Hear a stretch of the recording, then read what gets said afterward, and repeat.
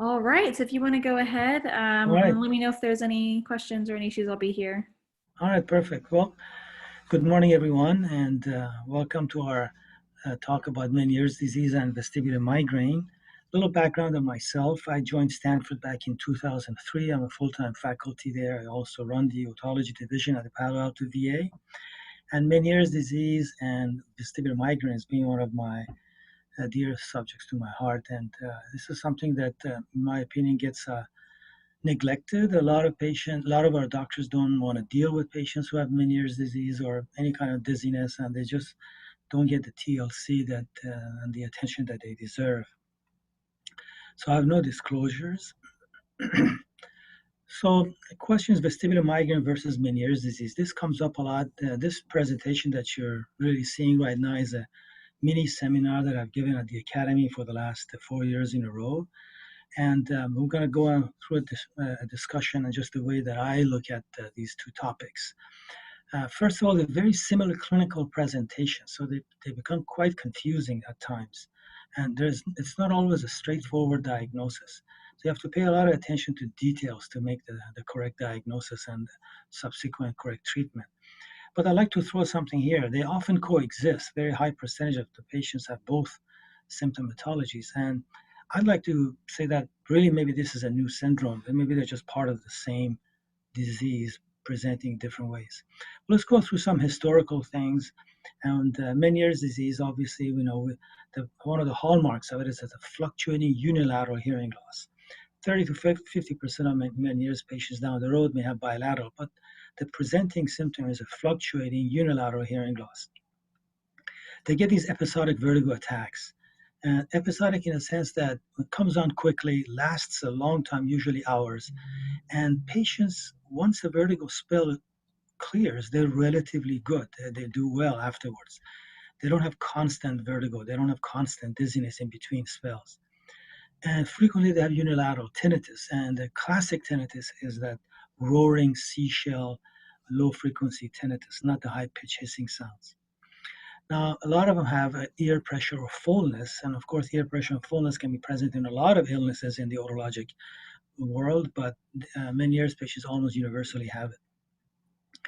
So a lot of things have changed, but this is our current classification. I don't want to go through the old one because it's obsolete. So the Barani Society in 2015 and later on the Academy in April of this year, just last month, came out with the clinical practice guidelines. And this is our current definition of the two different types of Meniere's disease, definite and probable. And really the only difference, if you look at these carefully, the main difference is that on the definite, you have a documented low frequency hearing loss, low to mid frequency hearing loss on the audiogram. Now, if you don't have the audiogram and patient just tells you that they have fluctuating hearing loss, then that's probably a probable Meniere's disease, provided they have 2 episodes of vertigo spells lasting 20 minutes to 12 hours or 20 minutes to 24 hours in the probable case. The other categories of certain and possible have been removed. So what is the pathophysiology of so-called Meniere's disease that we know of? Well, we think it's a multifactorial inheritance, and it's some sort of endolymph malabsorption with the endolymphatic sac that's having a dysfunction. So we don't think it's an overproduction rather than a malabsorption and something wrong with the sac. And all of these points have been proven on multiple research articles.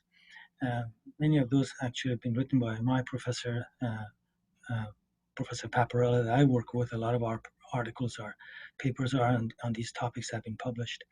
The medially located sigmoid sinus compressing the sac, I published a paper on this. That also shows that there is some anatomical issues that could be genetic, a genetic cause of the compression of the endolymphatic sac because of the forward located sigmoid sinus. So there's a fluid irregulation problem in the inner ear that leads in histological slice. Sometimes you can see high drops, which is enlarged scale of vestibule.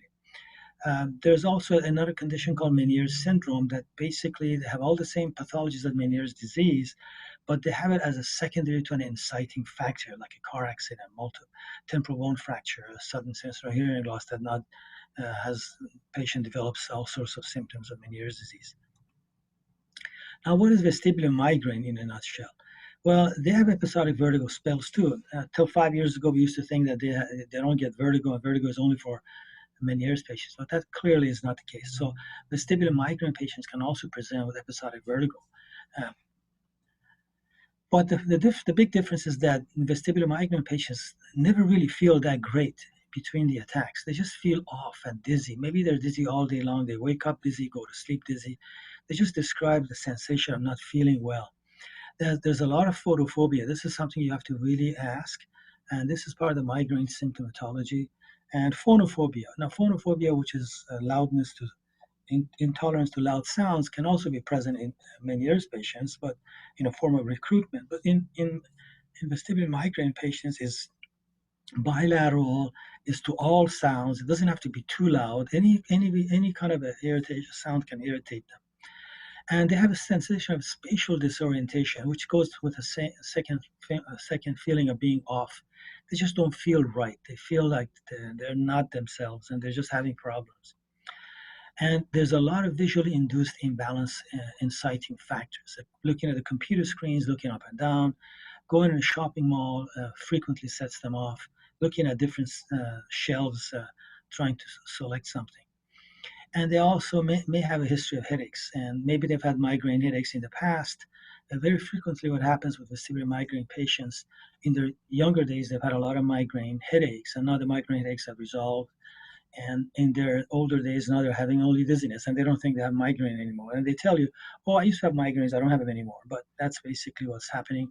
The migraine has changed characteristics, and now it's causing a lot more vestibular symptoms. So they also get the ear pressure and ear head fullness, and it's usually unilateral. So vestibular migraine pathology and pathophysiology is what we understand so far is that it's a dysmodulation of neurotransmitters. It could be genetic or environmental. Environmental meaning the tyramine ingestion. There's a lot of pathways for tyramine that converts to tyrosine, can set off a migraine cascade of events. So the glutamate is also present in vestibular afferents as well as in the brain. And we have the CGRP is also a big factor in causing vestibular migraine symptoms, so as nitric oxide. So we used to think that maybe migraine is a vascular problem, but really I think it's more of a brain problem. It's a central vestibular pathology problem, not a peripheral vestibular pathology like Meniere's is. And those references are listed for you. So there's also something going wrong with the ion channel disorder, mutation of the CAGNA1A gene coding that also has a big factor in developing of these migraine. What I want you to get out of this slide is that it's a brain problem, central vestibular pathology, and tyramine ingestion has a big factor in triggering migraine. Here's some slides that you could take a picture of later if you wish to look at some of these references that we just talked about. So what are some historical significance? This is a review, but I'd like to bring it up in a different perspective. 1861, we all know Prosper Meniere described this pathology or the triad or the four symptoms of it. But one thing he said was that this was an ear problem. He brought our attention to this as a peripheral end organ disease rather than a brain problem. Before that, Meniere's disease was considered to be some sort of seizure activity and a brain problem. But he pointed out that this is a peripheral vestibular problem. He actually discussed it, saying this is a glaucoma of the ear, which was very intuitive of him to mention that this is basically an increased pressure in the ear. In 2003, Furman talked about vestibular migraine testing, became very popular. So it's not that long that we've been talking about vestibular migraine. It used to also be called migraine-associated dizziness. And I don't like that terminology because it translates to mad, but vestibular migraine, I think, is a better way of looking, or migraine vertigo, if you like to call it. 2009, we have another interesting landmark. And they said the migraine is considered a brain problem, not a vascular problem. So what are these prevalences? I put all these things in one slide. I want you to look at this carefully. We really don't know what is the prevalence of Meniere's disease. So now let's look at the first four studies. Stahl in 78, Tukumasu in 83 in Japan, in Finland 96, and 95 Watanabe also in Japan. Now, these studies are often coded, but if you look at them, they vary quite often, they vary quite a lot. So it may be some ethnic factors that, US was 46 back in 76, Japan was 17, Finland 43. Now this study in Watanabe in 95 is what is actually coded in our current last month's Academy CPG, Clinic Practice Guideline, reference number 1. And I am really not so happy with that reference because it's 1995. It's 25 years ago and is quoted as our number 1 reference on clinical practice guidelines just published last month at the Academy. I'm also a member of the Hearing and Equilibrium Committee. But anyway, so the 50 to 200 that is mentioned in 1995, I really doubt these prevalences. I really doubt it severely because I think back then, as I just mentioned, 2003, we didn't even know about vestibular migraine. A lot of patients that had vestibular migraine, even BPVs before Epley discussed these things, were all grouped into one category as Meniere's disease. So these prevalence numbers to me are really not that accurate, especially the one from 1995 claiming from 50 to 200, very wide range. I think a better study is a 2017 study in England, done in England, this is an epidemiologic study. It was population-based study on epidemiology of Meniere's disease by Bruder et al. And they reviewed in the National Health Service, and they came with a number around 4 to 13 per 100,000 population. So that's also more of a Northern European type of a population. We know that, for example, African Americans and people living in the tropics don't get as much Meniere's disease. So there's a lot of genetic variations, environmental variations, geographic variations. So just take it as it may. The prevalence studies that you get quoted, especially even as recently as last month in our Academy journal, may not be accurate.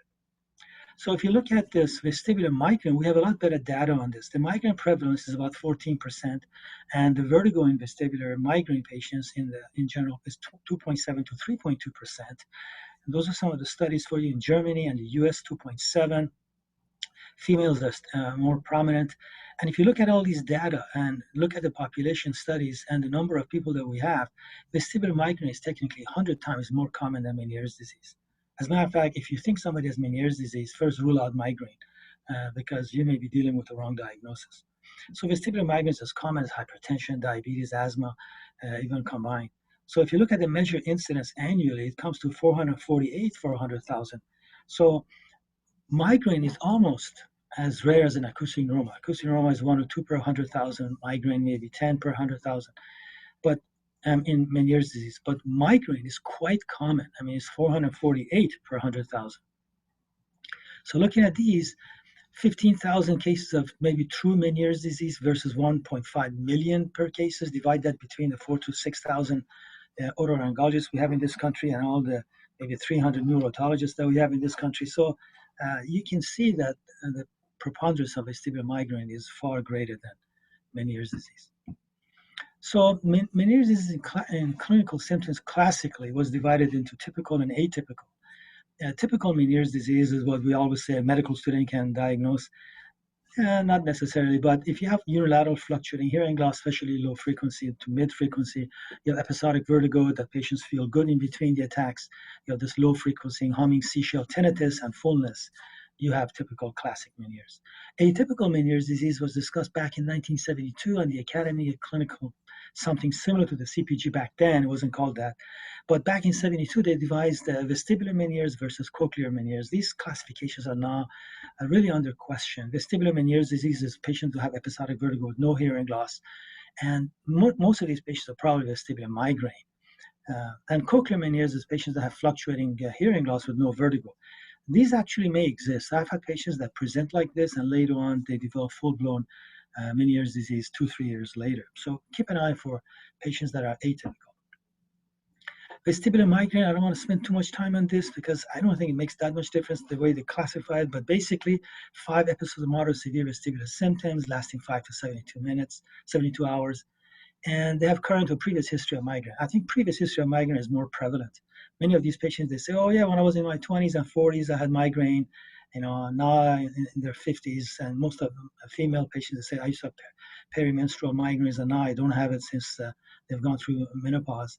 So it's very common. And one or more migraine features at least 50% with vestibular disorders and no other vestibular causes. So I'm going to go through this quickly. Differential diagnosis of episodic vertigo. This is what we deal with as otolaryngologists. Patients come in with vertigo.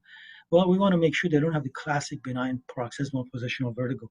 That is very common, and we don't want to miss that. Then the next thing we'd have to deal with is it vestibular migraine or Meniere's disease, or is really both, because they coexist. And then I put something else called all the others. We are obligated to make sure we rule out all the others. So I want to go through all the others first. What are all the others? I want to put this on the number one. Occult intracranial hypertension. This is vastly underdiagnosed. People don't even think about this. Doctors don't think about it. It used to be called pseudotumor cerebri. Then some people start calling it benign intracranial hypertension. I really don't like that word at all. Benign means, it's nothing to worry about. Don't worry about it. It's just benign. This thing is not benign. This condition can cause a lot of problems, and it takes 2 hours just to discuss it. But keep an eye on it. There are some MRI signs for it, pathological signs for it. You need to be aware of this. Acute vestibular neuritis is often thrown in, and I'm not really sure if we even have pathological diagnosis. It's really difficult to make this diagnosis, but it's a classic vertigo patient that gets well, vertigo doesn't recur, and they have no hearing loss.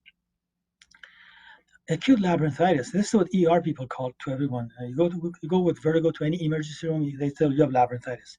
Well, labyrinthitis does exist, but it's not that common. Serous labyrinthitis is something commonly seen. We see this in children who have otitis media. They start getting wobbly, they fall, and parents say, the 2-year-old now all of a sudden can't walk anymore. That kid has got serous labyrinthitis with otitis media diffusion. We have a bacterial meningitis that can cause labyrinthitis and deafness, and we also have viral. We got herpes zoster oticus that can cause labyrinthitis and dizziness. CMV in the postnatal and up to 2 years is very common. So a lot of these things. Multiple sclerosis, we don't want to miss that. A lot of females have preponderance in Meniere's and vestibular migraine, and so it is in MS. And brainstem neoplasm, at least once a year, I have a patient that presents with all classical signs of Meniere's and vestibular migraine. Then you find out they have a brainstem neoplasm infarct that is affecting the vestibular organ in the brainstem. Vitamin deficiencies are common in the US, and currently we are really dealing with a pandemic of vitamin D deficiency. So we really need to check these vitamins and make sure that we're not missing somebody with Wernicke's encephalopathy with a B1 deficiency. Heavy metal poisoning. Some people live on farms. They don't have water from the city, and they get well water, and they may have arsenic or cadmium in their water. They may live in the inner city with lead poisoning. So keep an eye on these things. Metabolic abnormalities, diabetes, autoimmune, thyroid, parathyroid. These are simple things as a doctor you don't want to miss. So we've got to keep an eye on these patients that may present with vertigo. So medical evaluation, well, we have a detailed neurologic history and physical. I'll go through that real quick. And of course, all patients that present with vertigo get audiogram TIMS, acoustic reflex, and VIMP and ECOG is more optional, and we'll have to discuss that in more detail. Again, our goal when we see somebody with vertigo in our office is, even if you have your diagnosis made, because nearly 100% of diagnosis of Meniere's and vestibular migraine is clinical. You can do this on video visit. One of the beauty of the video visits that we're doing these days is that we can diagnose patients with Meniere's and migraine really on the video exam, video visit. So it's a clinical diagnosis, but we still have the obligation to rule out all the others. What is a quick physical exam? Well, you got to do the cranial nerve, cerebellar, fukuda, tandem, gait, and Romberg. And I've been doing these things on the video exam. I have the patients walk, and it's very quick. You can actually do a very, very detailed telehealth video visit by just doing these things really quick. And the Dix-Hallpike is hard to do on televisit. I grant you that. I've tried it once or twice. But you could try to do that. But in office, we always do that. And the head impulse test is quick. You do that really quick. Now, if you have the video system, the video hit is more accurate. Head shake nystagmus is really quick. So all of these that you see can be done in 10 minutes, really, really fast. What is the audiometric pattern? This is the most common audiometric pattern, the low to mid frequency range. It was described by my professor, Michael Paparella, as a peak pattern audiogram. And it's basically like a mountain peak. As you can see, it goes down, up, and goes up, down like this. So this is the right ear hearing loss. This is a classic. But look out for fluctuating hearing loss. Look out for flat loss. You can get a flat loss that goes straight across. That could still be Meniere's.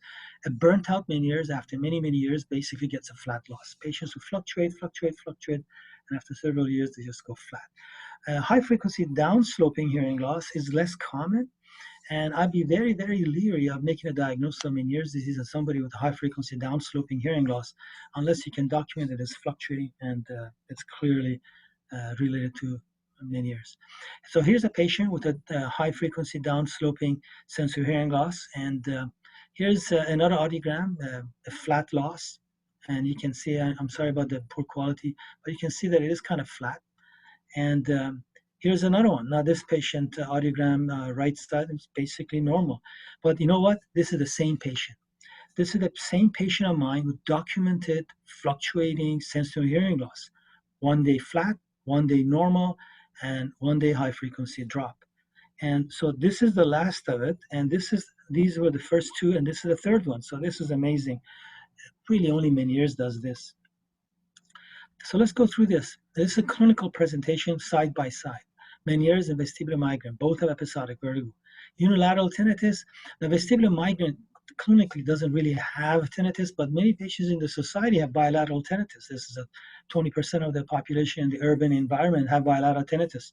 So they may present it, and then you look and they have, so it may be unrelated to the migraine. Unilateral fluctuating hearing loss.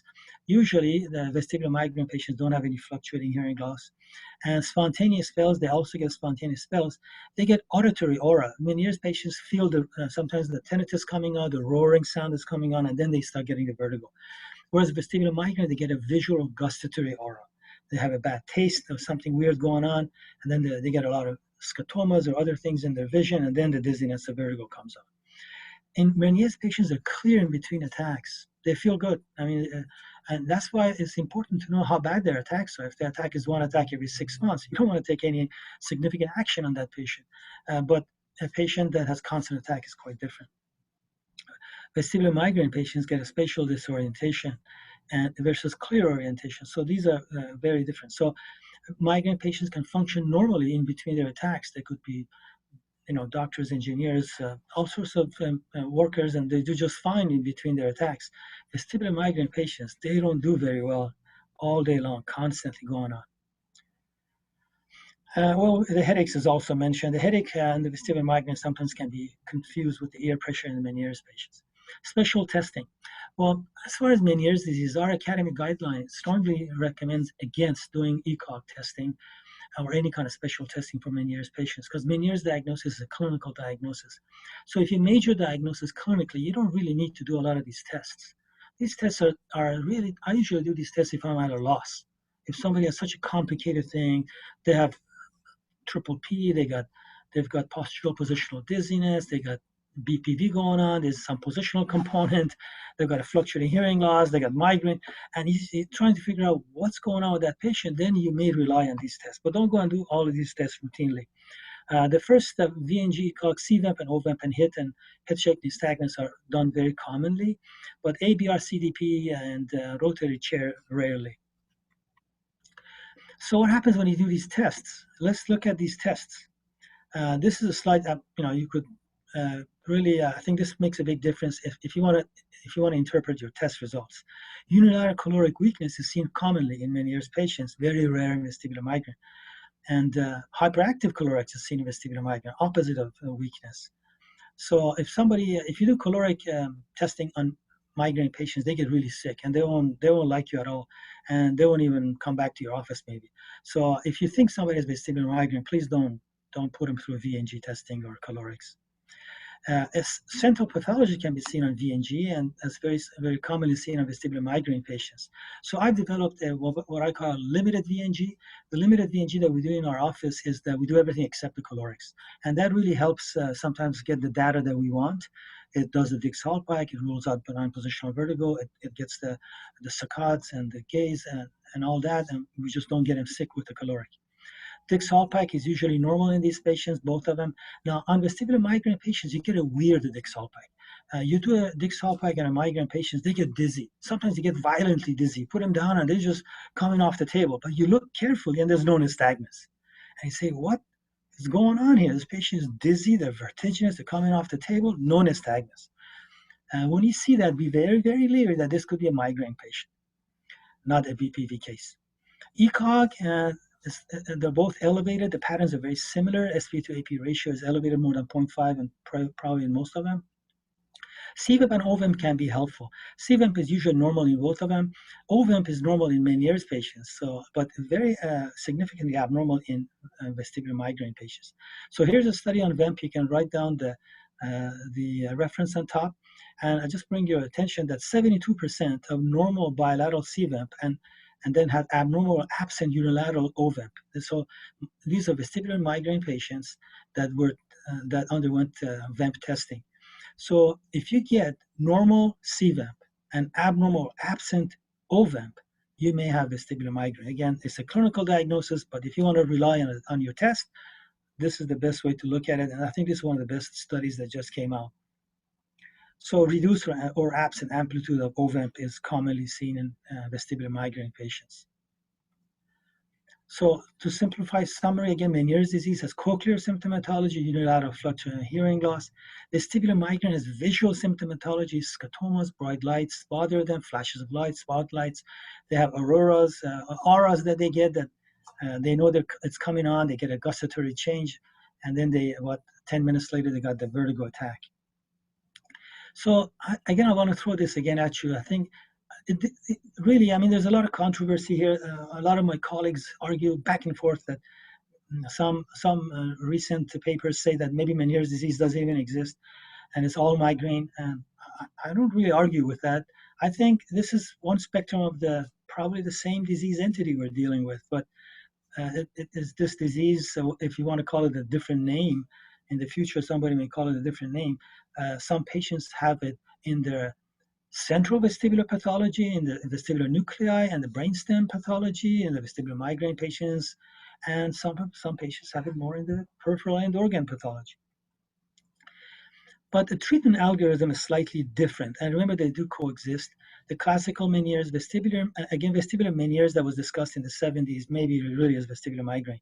Cochlear Meniere's could be early. And I want to put this thing again. There's been a lot of destructive procedures. I'm old enough that I trained doing a lot of vestibular neurectomies. Back in the 90s, I was doing vestibular neurectomies quite often. We were doing a lot of endolymphatic sac surgery quite often. All of these have really fallen to the wayside significantly. I mean, they're still available if you like to do them, but we hardly ever do any vestibular neurectomies, and endolymphatic sacs are rare. Labyrinthectomies is just unheard of these days. So what's the Meniere's disease treatment? Avoidance diet still holds true.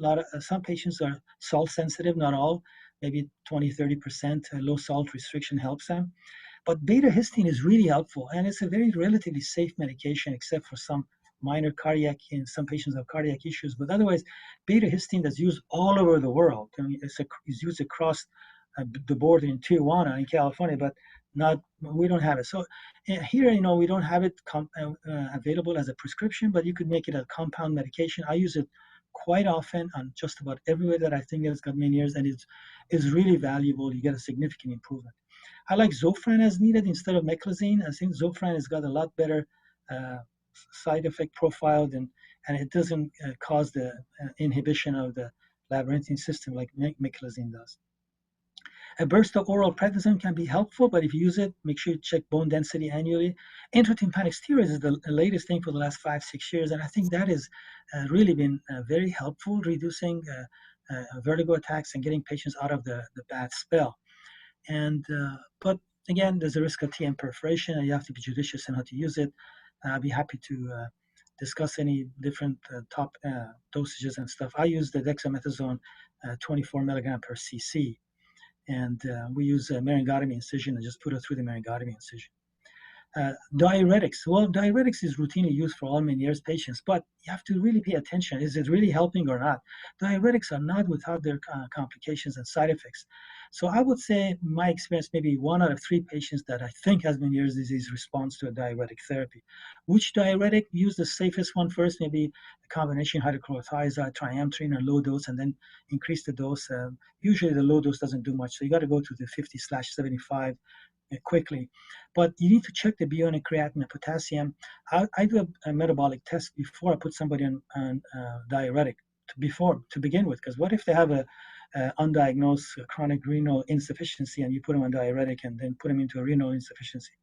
So I get a BUN creatinine and a metabolic blood test before I put somebody on diuretic, and if it's normal, then they keep it, taking it, and every 6 months I repeat BUN creatinine and potassium. But I really don't want to keep on it lifelong. I've seen patients that were diagnosed with Meniere's disease in the 70s, they're still taking a diuretic. Well, if there's other reasons like blood pressure issues and other stuff, and you want to keep them on diuretic, that's fine. But I really think you should get them off of it in a year or 2 years. Most of them don't need a diuretic that long. They just need it to get over the hump, and then they stabilize. It's interesting how Meniere's disease works. It may even burn itself out. So don't keep them on diuretic forever. Diuretics also have other issues, increasing phototoxicity, potential increasing risk of skin cancers, all sorts of stuff. So vestibular physical therapy, according to a clinic practice guidelines by the Academy, is not indicated for acute vestibular migraine or acute Meniere's disease. So somebody having acute attacks, sending them to vestibular therapy doesn't accomplish much, and they get frustrated and they never go back to them. So I use vestibular physical therapy for the chronic imbalance that patients have after you've got them stabilized down the road. And that for those patients, vestibular therapy does help. Support groups are always nice if you have the capability of having a psychiatrist or even just a support group of other patients with Meniere's disease talking to each other and sharing it's helpful. And now if all things help, if all this treatment fails to help your Meniere's patients, well, treat them for migraine because you may have missed the diagnosis. It may have been vestibular migraine to begin with, or as I said, it's the same spectrum of the same disease. So treat them for migraine therapy, and you'll be amazed how often patients that you thought had Meniere's disease and they fail to respond to diuretic, fail to respond to everything in your armamentarium, you put them on migraine therapy, and all of a sudden they're doing really well. Rarely surgical, and avoid destructive procedures. What are the destructive procedure or aggressive surgeries? Chemical labyrinthectomy with gentamicin. I rarely do that. I know a lot of my colleagues love it because it has really does have excellent success rate in getting rid of the vertigo. But 25% of patients get significant hearing loss. A lot of them have disequilibrium afterwards. And it's a destructive procedure. You're destroying the vestibular system. So I really don't like to destroy anything if at all I can preserve it. The cure for Meniere's disease is not here yet, and if the cure comes in a form of a genetic manipulation of the vestibular end organ, I'd like to have the vestibular end organ available. And if it's been destroyed, then you cannot offer the cure to the patient, especially younger ones. So surgical labyrinthectomy is out the door, really. If you reach the point that you want to do a surgical labyrinthectomy, you might as well do gentamicin. It will accomplish just about the same result. Vestibular enrecting is highly effective, but it's a craniotomy, a lot of potential for complications. I did a lot of them. I did 10 to 20 a year back in the 90s. And they get good results. But again, we have significant better medical therapy now for Meniere's and vestibular migraine patients. So the need for doing these things is almost obsolete. Endolymphatic sac decompression and shunt, I still offer that in a rare case. Our clinic practice guideline says that's an option, but it's the least aggressive option. It's not listed as destructive. It's really not destructive, but it is aggressive, and there are some potential side effects and complications. I rarely do it these days. So vestibular migraine therapy, regular daily meals is very, very important. I think a lot of these patients, they skip meals and they don't do well when they're skipping meals. And even having scheduled snacks is appropriate. Stress and anxiety management. Currently, with the lockdown that we have with the coronavirus, with all the stress that patients are undergoing, with the huge percentage of unemployment that we have in our society, with patients that are just don't know what the future holds. We don't know what the future holds. Everybody's stressed out. I've seen so many vestibular migraine exacerbations lately in the last month on my televisits, and it's a real factor. Stress can trigger vestibular migraine and migraine in general. So strict dietary process is very important. Processed cheese in all forms, natural cheese, if you make cheese on your own at home, it comes in clumps and is white, close to the Mediterranean feta cheese, whatever. But the cheese that we get in our grocery stores are slices, green, in different colors, orange and yellow and whatever. It's really not natural cheese. Processed meat, salami, hot dogs. Aged fruits is very important because they release a lot more tyramine. And this tyramine that's in the brown bananas and avocados and brown or aged fruits like oranges and stuff like that is really not good. can set patients off. Red wine can do it as well. Caffeine, chocolate, MSG, and as you know, is a preservative in a lot of Chinese foods. Aspartame in diet drinks. And in general, high fatty foods and high salty foods. So this is my recommendation for the vestibular migraine diet and avoidance. And I think it's really helpful to, and patients, almost significant number of your patients, I would say 70, 80% on diet alone, they feel great. Before I forget the diet, I forgot to put it there. We also use two supplements very, very, very commonly. Magnesium at 400 milligrams twice a day, and riboflavin, which is vitamin B2 at 200 milligrams twice a day. That I think it was taken off of the slide somehow. So magnesium, riboflavin, and diet controls the majority of my migraine patients. So how do we treat the patient that does not respond to the diet and trigger avoidance and the magnesium and vitamin B2 riboflavin? I usually give that regimen at least a month or 2 months before I start putting them on these patients. However, if a patient comes to your office really anxious, crying, they're just besides themselves, their vertigo attacks are severe, I treat them right off the bat before I don't rely on the diet and supplements to do the job.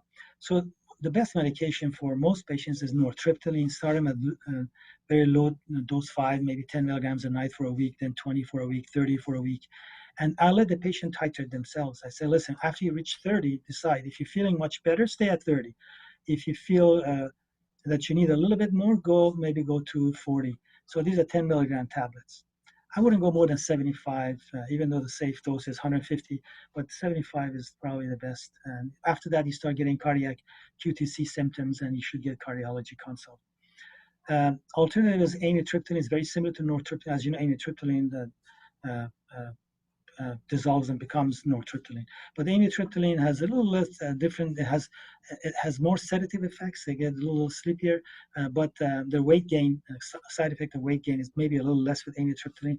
Nortriptyline has a little slightly more percentage of weight gain. The ladies may not like it, and other guys may also not like it. Calcium channel blockers are really nice. I use verapamil quite often. Depending on the patient's weight, I start them at 80 and then quickly go to 120. This says 12, it should be 120. And then 180 and maximum 240. Use the extended release verapamil. Now, you have to know the patient's medical system and cardiac status. I mean, if the patient has a lot of cardiac issues, they're already taking 2 other cardiac medications, you may not wish to put them on verapamil. You want to discuss that with your cardiologist. If they're already taking Lotensin and amlodipine, and you don't want to just tank out their blood pressure. So I have a warning, and I write this on the prescription, and this is printed out on the aftercare instruction that if you're taking verapamil, check your blood pressure daily, and if the blood pressure systolic drops less than 90, and if the pulse drops less than 60, you should stop the verapamil and give us a call. And this is for normal people. Now, if they have a lot of hypertensive medications on board, you need to consult the cardiologist and get one of those off. Maybe then start the verapamil, because some of the other stuff that they're taking doesn't help them with their vestibular migraine. Beta blockers help a lot, but they do have some side effects with asthma patients. You just can't go give people propranolol if they have asthma or any kind of COPD. So propranolol also drops your blood pressure and pulse quite a bit, same warning. So if somebody cannot take verapamil, the propranolol will be helpful. It's my second choice when it comes after the verapamil, if they don't tolerate verapamil. Anticonvulsant medications are very helpful in migraine patients, but they're more serious medications, and you really need to the side effects of them. Topiramate works beautifully, but patients sometimes get they call you back and say, I got this weird feeling, I feel an out-of-body experience taking topiramate. If that's the case, then you got to stop it, but start them low at 25 milligrams for a week or 2 weeks, and then slowly go up. Gabapentin, I don't use it much. The neurologists love it. I don't really care for that medicine much. But if you cannot tolerate the topiramate, the gabapentin is your next option. So in summary, I like the diet and the magnesium and riboflavin universally. And then nortriptyline. Now, if you start a nortriptyline slowly, you need to get them off of it slowly as well, because it can cause depression if you come quickly. So nortriptyline is an amazing drug. Now, if the patients cannot tolerate nortriptyline, other options are Effexor and Paxil. Effexor and Paxil, they work really good. And you can start those medications instead of the nortriptyline. So I think this is my last slide, and just want to go through the summary. So Meniere's disease and vestibular migraine. These diagnoses are really is the clinical diagnosis. We talked about testing, we talked about VIMP, we talked about a lot of things. ECOG, our academy says don't even get an ECOG or special testing on Meniere's patients. So the testing is done when you really can reach a diagnosis. So if you're at a loss, you need to start doing some tests. So diagnosis is clinical. As I said, these days we can make the diagnosis easily right on the video visit. I can even do a cranial exam, and I have the patients to walk and do the tandem, everything right on the video exam. It's very interesting. Vestibular migraine really is about 100 times more common than Meniere's disease. You know, back in the 80s and 90s, everybody with episodic vertigo was diagnosed as Meniere's disease. And I think those studies on the prevalence from the 70s and 80s, and even the one that our academy published last month was data from 1995 by Watanabe. They crumpled, put everything together. Everybody that had episodic vertigo. I even remember vividly that I had a patient that was presented to me after endolymphatic sac failure back in the 90s, like in 96, 97. I saw this patient that endolymphatic sac surgery and completely failure. And I did a Dix-Alpine in patient had positional vertigo. So the positional vertigo patients were having diagnosis of Meniere's disease back in the 80s and 90s. So prevalence studies from the 80s and 90s, I really don't think you should pay too much attention to them. The one from 2017 saying from England, 13% at the most, and 4 to 13%, to me, that makes a lot more sense. Now, these two diseases often coexist, and they may be really one disease. I haven't put a name on it, but I think in the future somebody may put a name on this thing saying that this is a spectrum of the different spectrum of the same disease. At times it's affecting the brainstem, vestibular nucleus, and other times it affects the end organ and the vestibular apparatus. And the treatments are different depending on which spectrum you're dealing with. So I look at them as one disease really, and you need to decide how you're going to treat the patients. Now, be vigilant to rule out other causes. As physicians, surgeons, otolaryngologists, we're obligated to make sure patients do not have one of those others that I discussed, especially CNS disorders. So I know the Academy's guideline says MRI is optional, but if you have somebody with unilateral symptomatology, I don't care what unilateral ear problem they have, unilateral tinnitus, unilateral hearing loss, unilateral ear fullness, unilateral I don't feel good about this ear, unilateral anything about that ear, I get an MRI. Because you'd be surprised sometimes what you find in these MRIs. And our obligation to these patients is to rule out significant pathology before we start treating it with vitamins and diet. So pay attention to diet and the trigger factors and lifestyle factors. If somebody doesn't want to change their lifestyle, if somebody doesn't want to quit their alcohol and smoking and caffeine and the diet that they have, if somebody doesn't want to take the magnesium and riboflavin that you recommended, and all they want is a quick fix, medications, or worse, they want a surgery. If they come to you and says, I want endolymphatic sac, I heard this thing works, I want a shunt put in. So and so did a shunt 25 years ago and he's done well since. If somebody is not willing to change their lifestyle, I'm not going to put my name on their chart as the surgeon who did the endolymphatic sac on the wrong diagnosis. So make sure you have a cooperative, compliant patient before you go to the next step. I'm just amazed how often my colleagues offer genomycin therapy to somebody that doesn't even have probably Meniere's disease or even had it, now they're incapacity with this equilibrium after the genomycin. So if it's possible, manage the patients yourself.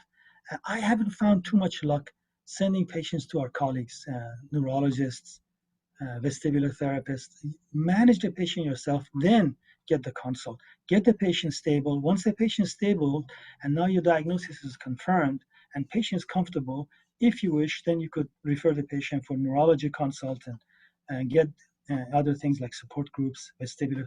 Again, vestibular physical therapy is for chronic imbalance in between the vertigo attacks. If you have somebody with acute vertiginous attacks from Meniere's disease, vestibular therapy is going to be frustrating to them. And unfortunately, once they get frustrated, they never go back to the physical therapist. And that is sad. Your physical therapist also will not like you if you send a patient with acute vertigo attacks from Meniere's.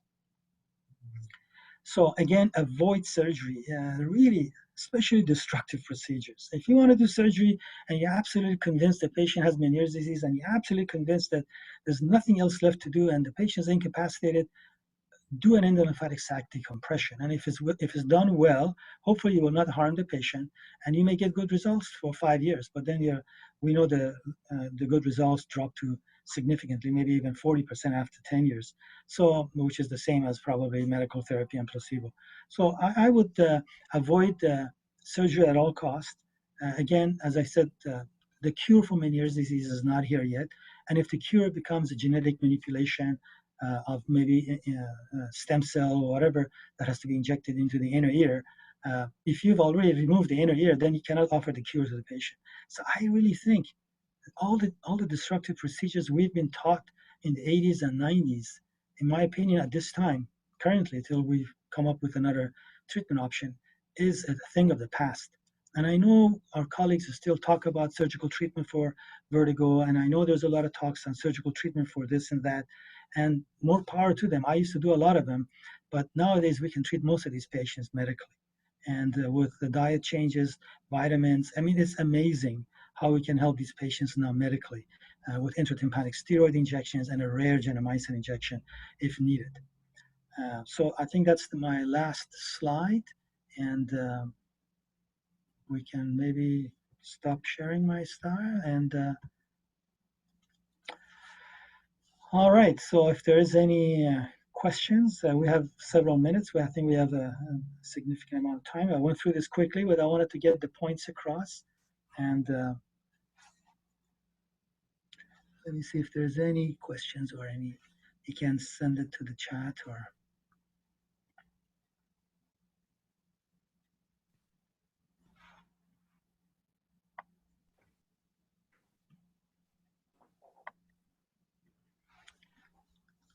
I hope that helps puts a perspective in our complicated patients with Meniere's and vestibular migraine and vertigo. These are patients that really get neglected most of the time.